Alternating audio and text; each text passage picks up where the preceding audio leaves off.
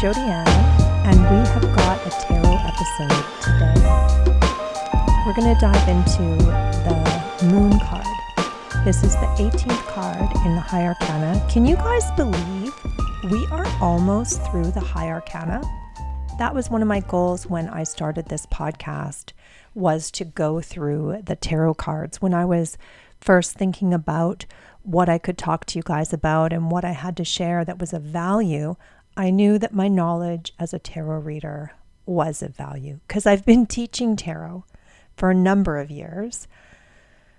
I would have to count, probably, like 10 years I've been teaching tarot, and I've been reading it for more than 25 years professionally. I started when I was 17, but I didn't read professionally until I was in my 20s. So I've been reading tarot a long time. These episodes, my whole goal is to bring to you information you can't just get in a book, that you can't just get looking online. I've got so much experience and I want to share it with you. I want to accelerate your learning. I want to give you insight.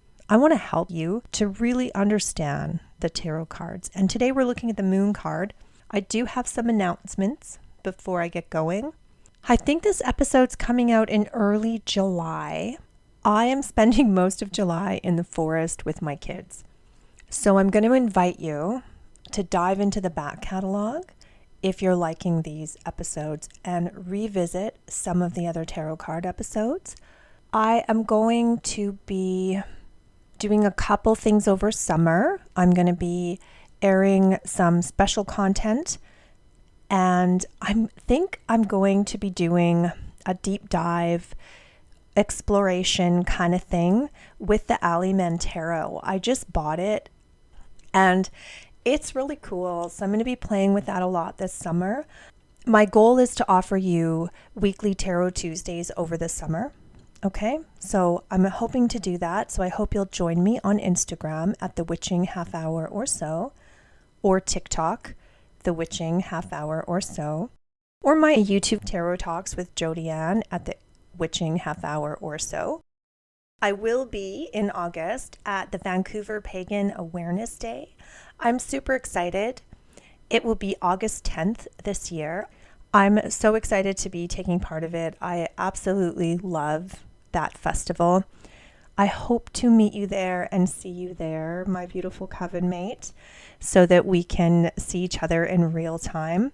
I love spending my August weekend at that festival. I have planned to do a special broadcast from that event, so come down and be a part of it. Okay, let's dive into the moon card. Now, one of the things about the tarot is that it is from the 15 and 1600s, and a lot of the scholarly information about it comes out of the kind of, I guess we could call them the pagan revival or the New Age revival of the 1890s into like 1910. This is when the Hermetic Order of the Golden Dawn was really popular. Spiritualism was really popular. Even Queen Victoria was diving into spirituality and had John Brown as a diviner working for her. I think he did astrology and maybe some divination with tarot. I could be wrong. I'm sure you could correct me. I do remember seeing a display in the Museum of England that had some of his stuff that was pretty cool. Anyway, let me get out of that rabbit hole. My point is, a lot of the literature around tarot cards and their traditional meanings and the traditional symbology is colored by that culture. It wasn't very female empowering. When we look at cards like the moon, there's all this I don't know what to call it. I don't want to say mysticism, but it feels like hokey ridiculousness about the unknowing of the subconscious mind. We're in a place in 2024 where we've had years of psychologists looking at subconscious mind and collective conscious and even the God mind now. So this idea of our subconscious isn't cloaked in mystery anymore. It isn't this unknown carnal aspect. We actually have a better psychological understanding in these modern times than we did over 100 years ago. And that makes breaking down the symbology in the moon card a little bit tricky. So let's talk about what's in the card, and then I'll tell you about what I agree with and what I think is limiting. So when we look at a traditional moon card, we've got the figure of the moon, right? It's going to be in the center, top of the card, a big bright moon. You're often going to have two pillars or two towers. There's often dogs, one black and one white on either side near these pillars. The pillars are also sometimes colored black or white. There's usually a crayfish, what I would call a lobster, or a crab-like fish in a stream of water near the bottom of the card.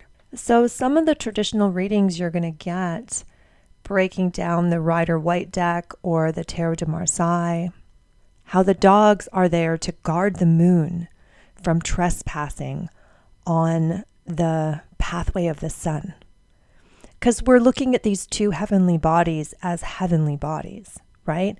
Not as how we think of them today as our typical symbols of masculine and feminine, or the conscious mind and the subconscious mind. So when I first started studying tarot, a lot of the books I would read and get out of the library had this kind of misogynistic lens that they looked at the moon card through. And it didn't make the meaning very easy to understand because these male scholars and these male authors were so disconnected from the power of the divine feminine and the power of the subconscious and the natural normal flow and ebbing of emotions that everything they wrote seemed really wishy-washy and very convoluted. They seem to just use all this psychology, psychobabble to make it seem much more mysterious than the divinatory meaning of this card actually is. When you start studying more contemporary decks, the meanings become more clear because these decks are penned by women, and our connection to the energy of the moon card and the power in the moon card is much more direct. We experience these ebbs and flows of the moon. We're very tied to her energy. We can't even help it. Our cycles are tied to her energy. Our lives are tied to her energy. And she is the depiction of the maid, mother, crone, triple goddess. So keeping that all in mind, let's look at this card. Now, the traditional meaning that I have found and that I was originally given talks about primitive feelings, hidden feelings, or unknown emotions coming to surface and coming to light. And while I think that the moon card can represent that, the connection to the subconscious, and if you are suppressing things, this card's going to tell you that they are about to come up, I do think this card represents more than just that. If we just look at how complex the drawing is in this card, we know there's more symbology than that. So let's look at the two towers. This is not the first time we've seen pillars in the tarot. They're all through the first 7 cards of the high arcana. So these echo to those cards. I often kind of feel like what we are seeing in the moon card, the scenery that we have in the moon card, is what we would find behind the veil of the high priestess card. And that those two towers in the moon card are almost the same. That balance of light and dark, yin and yang, masculine, feminine, holding the space of the portal between the seen and the unseen. I kind of feel like the moon card is the unseen aspect, what's behind the veil when you have the wisdom of the high priestess and you know how to apply and use it. We have water and we have the crayfish. Now, the tarot always draws it as a lobster. I feel like it really should be more looking like the symbol for the astrology sign Cancer. Cancer's ruled by the moon. There's a lot of connections between astrology and tarot. So I think of that almost like the Cancer sign, that nurture of water, that need that we have inside us to care for others, to connect to the divine expression of nurturing and caring. So this is not codependent care. This is not mothering care. This is that divine nurturing. And I feel like the wisdom in this card talks about being connected to the triple goddess energy, so maid, mother, and crone, having mastered all three, and understanding the deep nurturing that we can hold for ourselves in any form we are in. Does that make sense to you? Think about the different times of your life and think about times when you feel whole and times when you feel incomplete, times when you are emotionally ebbing and flowing, times when you're moving through things and you know more will be revealed. Just like a moon, the whole moon's always there, even though sometimes only the crescent moon is being revealed. So I feel like there's an aspect of that to this card, that understanding and holding deep nurturing and deep love and divine compassion for yourself at all stages. Because that is one of the wisdoms of the triple goddess, that we are always complete. No matter what aspect we are in, we are part of a whole, and we are free to express ourselves as a maiden, as a mother, as a crone at any time in our lives. And side note, if you want to deep dive into the triple goddess, I do have an episode on the triple goddess. It's one of my first ones. It's way back in the archive in season 1. And I really unpack the idea of maiden and crone and talk about some of the less exalted aspects of the triple goddess. Back to the moon card. That kind of covers that crayfish and the moon itself, I guess. And then let's talk about the dogs. Okay? Some people call them dogs. Some people call them wolves. I like to think of them as wolves. I have a deck that's very Egyptian, and they're like Anubis style dogs, which is really cool. They're those kind of skinny little greyhoundy looking dogs that look very Egyptian-esque. So with the dogs, I find the way they come across in the card really depends on my client and how they are walking through this time in their life.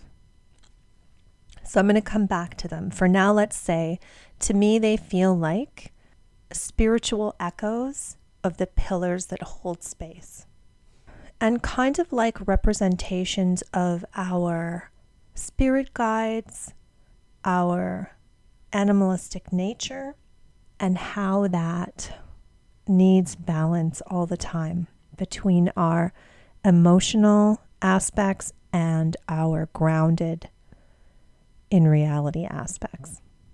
Okay, I hope that makes sense. We'll circle back to it when we're looking at what this card can mean to your client, okay? Overall, I feel like the meaning of the moon card is more about how we will embrace change, how we are dealing with what we have gone through in our fool's journey to get us here. I look at the tarot as a journey from the fool to enlightenment. That's how I was taught it. These last cards in the high arcana combine all of the lessons the Fool has seen as they've traveled from initiate through to master. The Moon card tends to show up when we are in a phase of change or needing to initiate change or heralds change coming. But this change that we're going to walk through, we are walking through as the master. We're walking through with full connection to our divine self, to the guardian dogs who are holding space for us, connecting us to that yin and yang energy and keeping us in balance. So that to me is what the Moon card is. It's about the divine feminine energy and mastering the ebb and flow of our life. I know, it's big and heavy. These are the big, heavy cards in the high arcana. Remember that as we move through the 3 groups of 7, the Fool to the Chariot, the Justice card, through to the Temperance, and then the Devil card through to the World card. Every set of 7, we start vibrating at a higher and higher level. The last 7 cards have big, juicy, delicious, esoteric meanings in them. It's probably why I love using the tarot for self-reflection. I really prefer to pull straight from the high arcana to get a sense of what's going on in my life when I'm stuck than doing a full spread. There's beautiful messages in the pip cards, in all of the suit cards, beautiful messages, but the high arcana is going to hit the lesson right on the head and tell you where you need to do your work. Because that's what evolution of the soul is about. That's what the whole alchemy of witchcraft is about. It's about changing your soul into the highest expression it can be in. Okay, we're in another rabbit hole. Let's refocus and let's talk about what this card can mean when it comes up for your client, okay? When you're reading, of course, as I always say, we're going to interpret this card based on its position in the spread we're doing, and we're going to interpret it based on the cards around it. The Moon card is going to pack a big punch, right? It's the 18th card of the high arcana. It has a lot of heavy vibes in it, and it's going to tell you about change. The difference here is that your client is not at the mercy of change. When the Moon card comes up, we're talking about the kind of change that is the ebb and flow that we experience. We're talking about transitioning. And because it's the Moon card, what I also want you to realize is we're not closing a chapter and opening a new one, okay? We're flowing through something. This change is much more organic, and you have much more agency and power over it. You have so much more because you have grown. This is the kind of change that you are in control of. A lot of times with the Moon card, the change we're talking about might not manifest outside of you. This is the kind of change that could be very internal. An awakening inside of you, a understanding you reach, emotional processing that you have been struggling with that you now take control of. I found that this card can come up as a very beautiful omen for people who have been uncovering trauma and in therapy about things that they need to process, because it has that high priestess energy to it. It has that moon goddess energy to it, that divine feminine empowerment. So if this comes up for your client and they have been wrestling with anything emotional, this is one of the most good, juicy, delicious vibes because your client is at a place where they can step into empowerment.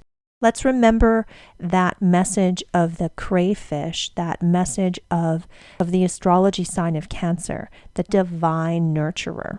When we bring that energy to our care for ourselves, to our journey into our own subconscious and understanding our triggers, what makes us who we are, the amount of power that comes from compassionately loving your full self, it's transformative, it's beautiful, and it helps you realize as an individual, and it helps your client understand true empowerment, where they discover that, like Dorothy in The Wizard of Oz, they had the magic ruby slippers all along.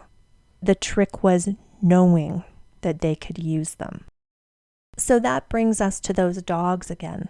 So depending on where your client is in this journey of embodying the moon and embodying the truth that we're never perfect, we're always moving, we're always transitioning. Every day we are the best person we can be, even if that means we're sitting on the sofa with our best friend laughing, or it means we're curled up with a book studying. When we truly have deep compassion and love for ourselves every day, no matter what our obstacles, can be our best day. So those dogs, right? When your client is still wrestling with embodying their power and embodying that delicious divine feminine energy, those dogs act as guides for her. The dark dog or the light dog can be a grounding force depending on where your client's strengths are. If your client is super grounded in the practical ways of life and less connected to their creativity and their unconscious mind and their emotional flow, then the yang dog is going to be their grounding force, and the yin dog is going to be their guide. If your client has a tendency to be more in their creativeness, more disconnected from the day-to-day, then the yin dog will ground them and the white yang dog will lead them to balance. I feel like those dogs are guides for us, and they represent our carnal, animalistic self, but not in a negative connotation way, in the way that we all need sleep, we all need food, we all need to walk around on this material plane. Even though we are spiritual beings, we cannot ignore our physical bodies, our animalistic needs, because we came to this plane to learn. If we were supposed to be angels, we would be. We are that powerful. We would not have incarnated on planet Earth if we were only supposed to live in the spiritual. You still with me? Are you? Are you with me, dear Coven? Now, if your client is struggling, this card can come up as a bit of a negative. I usually see it as a positive. I usually see it like, this is change you have control of. This is you having an opportunity to step into your agency and your power, embody the moon goddess, be Hecate, be the Morrigan, really embody deep power.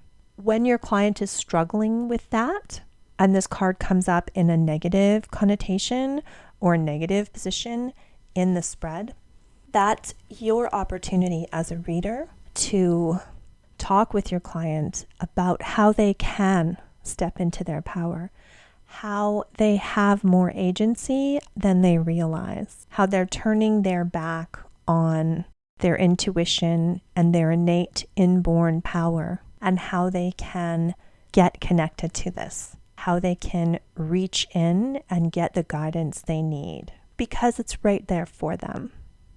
Okay, I think that covers it. I think that's what I have to say about the moon card.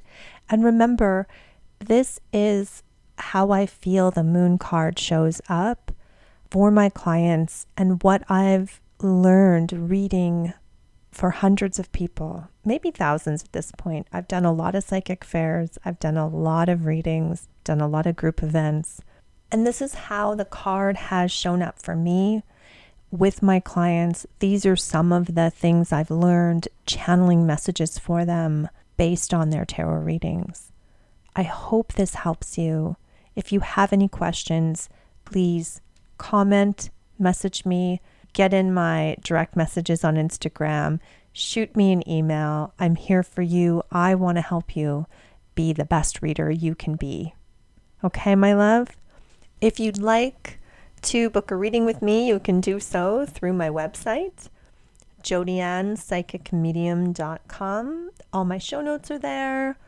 Resources for you are there. Any classes I'm teaching, which I don't think I will be teaching anything until like after the summer. I just want to paddleboard and be in the forest camping with my kids all summer. So that's what I'm going to do. What else can I tell you, my love?